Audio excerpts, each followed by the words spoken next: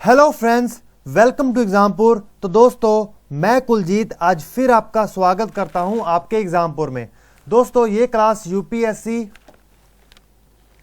SSC और banking जैसे exams के लिए इंपॉर्टेंट है। जैसे कि आपके सामने अब बैंकिंग एग्जाम आ ही गया है, ठीक है दोस्तों, तो उसके लिए ये काफ़ी महत्वपूर्ण हो जाती है। दोस्तों, ये है द हिंदू एडिटोरियल की क्लास और ये है 30 सितंबर 2019 और ये क्लास होती है रोज़ सुबह 6 बजे। तो जैसे कि इसका टाइटल है, कुछ रोज़ सीखे कुछ नया। देखिए, जो बैंकिंग की तैयारी कर रहे हैं बच्चे, मैं उनको ये कहना चाहूँगा कि अगर चाहे आप इसके ऊपर नोट्स ना बनाएं, लेकिन चाहे आप खाना खा रहे हैं या फिर वैसे ही बैठे हैं, आप इस क्लास को अच्छे से सुने ज़रूर और अपने दूसरे साथियों को भी बताएं, क्योंकि ये क्लास आपके दिमाग में एक ओवरऑल पिक्चर तैयार करेगी इकोनॉमी, अर्थव्यवस्था को लेकर। उस अर्थव्यवस्था जो स्थितियां देश में है, उसका अर्थव्यवस्था को पर क्या प्रभाव है उसको लेकर, तो बहुत ज़रूरी हो जाता है, ये आपको काम आएगा। दोस्तों, वैसे तो इसमें काफ़ी 2 आर्टिकल मेन दिए गए हैं, लेकिन इसमें कोई खास नहीं है। ये आर्टिकल मुझे अच्छा लगा। इकोनॉमी की जो स्लो डाउन आ गया है, आर्थिक मंदी आ चुकी है, ये उसी के ऊपर है, लेकिन हमारी कोशिश की रहेगी कि हम इसको अच्छे से सही से कर लें।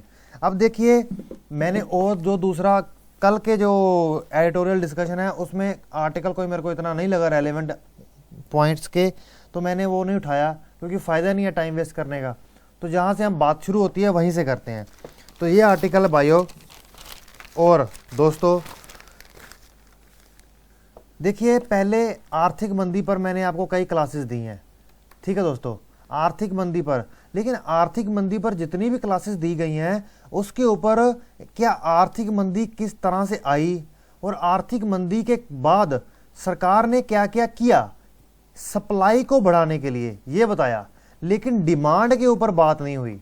ये आर्टिकल किसके ऊपर है? डिमांड के ऊपर, ठीक है दोस्तों। सप्लाई और डिमांड का रूल तो पता ही होगा। अगर आपको सप्लाई और डिमांड का रूल नहीं पता, तो दोस्तों अर्थव्यवस्था की क्लास आपको देखने की जरूरत है, इकोनॉमिक्स की क्लास। तो दोस्तों, यहाँ पे बात क्या आती है, वो कहते हैं जो चिंता वाली बात है, बात तो शुरू अच्छे से ही की जाएगी ना, तो इसलिए थोड़ा सी पुरानी कहानी की बात है। वो कहते हैं जो चिंता वाली बात है ये है कि इकोनॉमी की ग्रोथ गिरकर 5% पर आ गई है और ये पिछले साल की सबसे कमज़ोर है, जो हमारी इकोनॉमी की जीडीपी है, ठीक है। वो कहते हैं पिछले कुछ हफ्तों ने हमने इसके कारण देखे, जैसे मैंने कई रीजंस बताए, इसका भी आर्टिकल आया था कि सरकार ने क्या मेजर्स लिए, इसके क्या क्या रीजंस हैं। वो कहते हैं हमने पहले देखे और मैंने भी आपको करवाए। वो कहते हैं कि उसके बाद सरकार ने भी काफ़ी सारी पॉलिसीज़ को अनाउंस किया, वो भी मैंने आपको करवाया।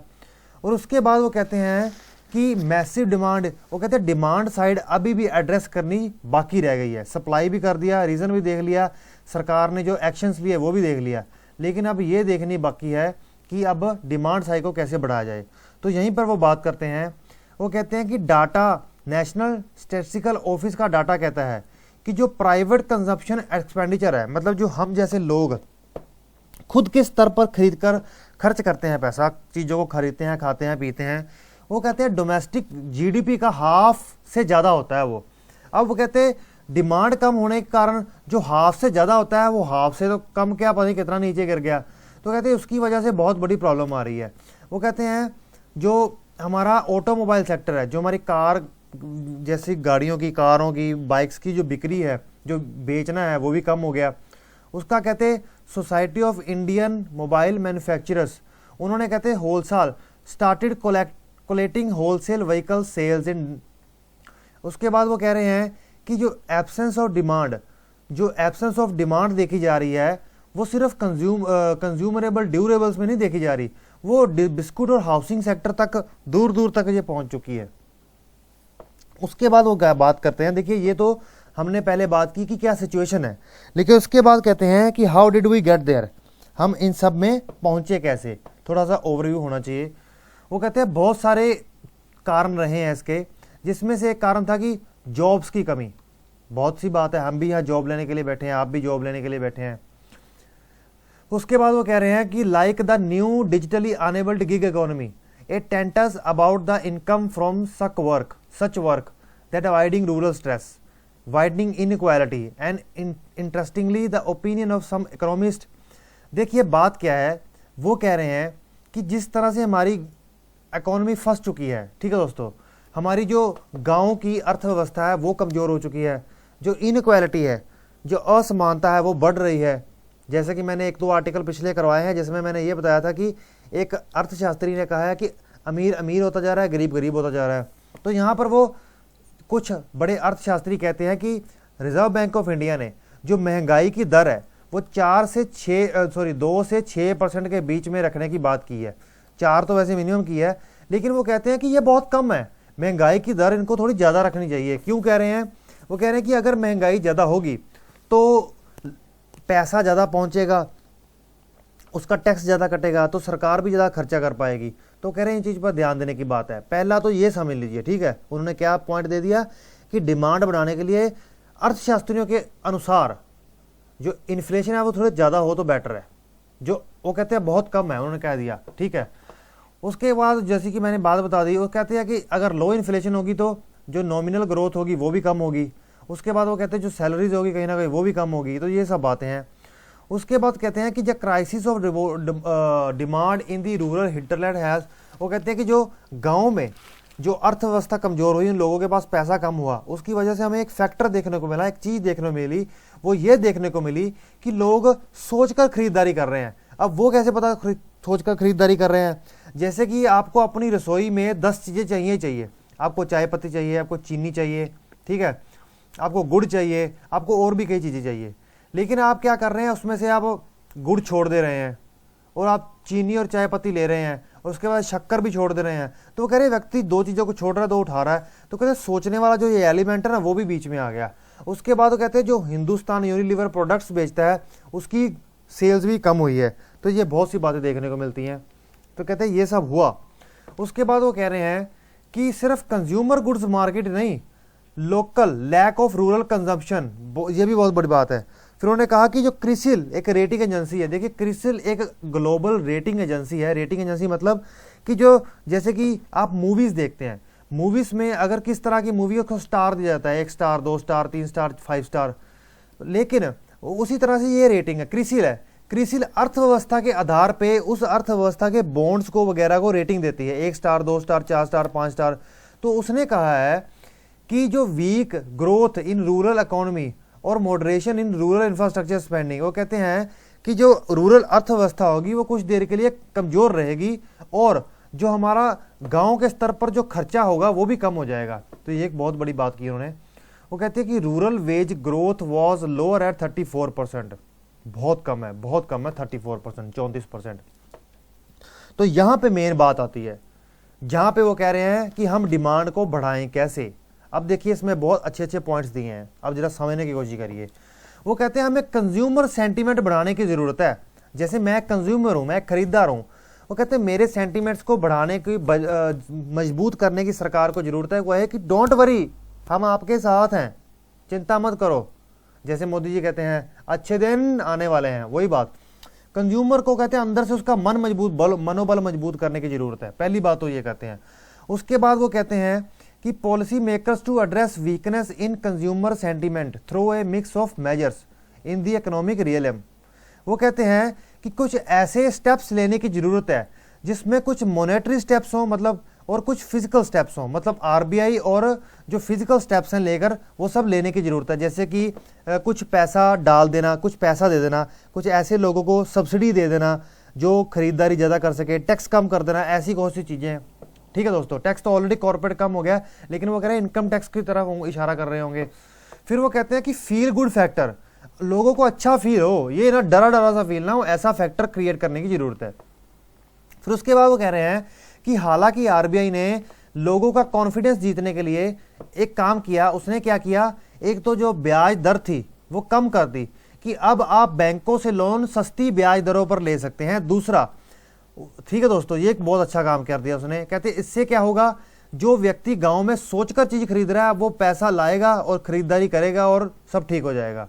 फिर उसके बाद वो कह रहे हैं कि on the monetary side ensuring lower borrowing cost as well as adequate availability. वो कहते हैं अगर उन्होंने टैक्स कम, उन्होंने अपना ये ब्याज की दरें तो कम कर दी, लेकिन उसके साथ उनको ये भी पक्का करना होगा कि जो क्रेडिट है, जो पैसा है, समय समय पर सही ढंग से मिलता रहे कंज्यूमर्स को, खरीदार को, ताकि वो अपने जितने भी खर्चे हैं वो पैसे ले और खर्चे निकालता रहे। उसके बाद बात आती है टारगेटेड टैक्स ब्रेक्स और नॉन स्टॉप्स। देखिए यहाँ पे वो एग्जांपल देते हैं। उन्होंने कहा कि यूएसए में एक ऐसा हुआ कि उन्होंने कहा कि लोग पुराने कारें या फिर ऐसी कारें जो ज़्यादा ईंधन खर्च करती हैं उसको हटाकर नई कारों को अगर लेके आते हैं जो कम ईंधन खर्च करती हैं तो हम उनको टारगेटेड टैक्स ब्रेक देंगे, मतलब जो व्यक्ति वो करेगा हम उसको टैक्स ब्रेक देंगे। तो ऐसा वो कह रहे हैं कुछ करने की जरूरत है कि उनको, जैसे हमारा ऑटोमोबाइल सेक्टर है, हमारी यहाँ पे कारों की बिक्री रुक चुकी है, तो उनको कहना चाहिए कि अगर कोई कारें खरीदेगा तो हम उसको ये बेनिफिट देंगे, ये बेनिफिट देंगे, ये बेनिफिट देंगे। अब वो बेनिफिट क्या है वो तो वो तय करेंगे, इसलिए मैंने ये बोल दिया, तो यो मत समझ लेना। तो यही कुछ क्लासिकल एग्जाम्पल्स है, ठीक है दोस्तों। उसके बाद वो बात करते हैं कि कहते हैं गवर्नमेंट्स लेटेस्ट डिसीजन टू कस।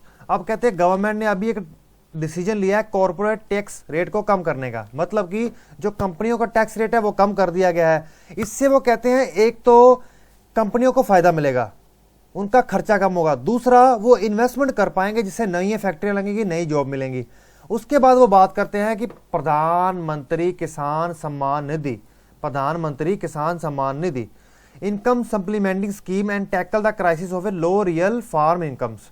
जहां पे वो कहते हैं कि फार्म इनकम, किसान को कमाई कम है, वो जो प्रॉब्लम से गुजर रहा है उसको थोड़ा मदद करने के लिए स्कीम लाई गई, ये भी कहते हैं एक अच्छा स्टेप है।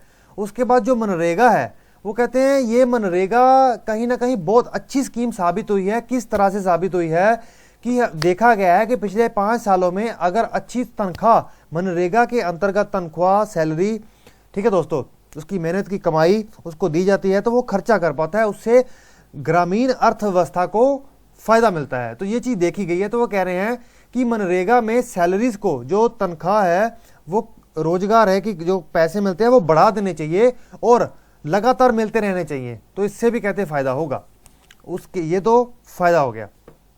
फिर कहते हैं कि यहाँ पे रिस्क क्या है।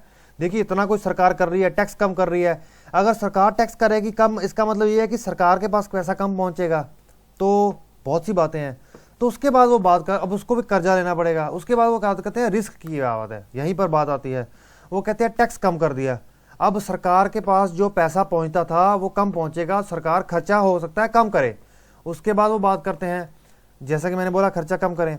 उसके बाद वो बात करते हैं ये भी हो सकता है कि अगर इकोनॉमी ने टैक्स कम करने के बाद भी कोई फायदा ना मिला तो हो सकता है कि बहुत बुरा स्थिति भी आ जाए। उसके बाद वो बात करते हैं कि economy has been reflated and demanded revives. वो कहते हैं कि हो सकता है कि अब लॉन्ग रन में कहते हैं कि ऐसे, मतलब प्रूडेंट मैनेजमेंट कैन इंश्योर, एक अच्छी मैनेजमेंट ये इंश्योर कर सकती है कि ग्रेजुअल, कि हम लॉन्ग टर्म में एक अच्छे जगह की तरफ, एक अच्छी स्थिति की तरफ जा सके। ठीक है दोस्तों, बस यही आर्टिकल है। देखिए आर्टिकल को 360 डिग्री, ठीक है दोस्तों, यहाँ से शुरू हुए, ऐसे घूम के गए और यहीं पर वापस आ गए। तो बहुत घुमा फिरा कर, मतलब इसका पहले इतिहास बताया, कारण क्या है, फिर उसके बाद बहुत सी बातें बताई, पॉइंट्स बताए, फिर उन्होंने बताया डिमांड साइड को कैसे मजबूत किया जाए, बहुत अच्छे पॉइंट्स थे बीच में, और बाद में रिस्क बता दिया आखिर में, जो ये मैंने अभी बताए हैं।